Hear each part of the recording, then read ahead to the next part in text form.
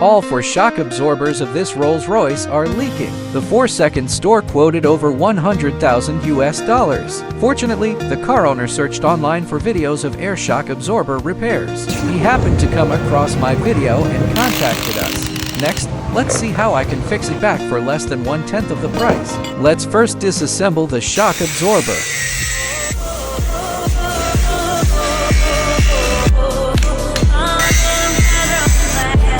This is the damaged shock absorber component. Next, we will replace the accessories. Master will use specialized equipment to buckle the accessories again. After each compression is completed, it is necessary to carefully check the details. It only takes a cup of coffee to fix the shock absorber. If you are also interested in our repair technology,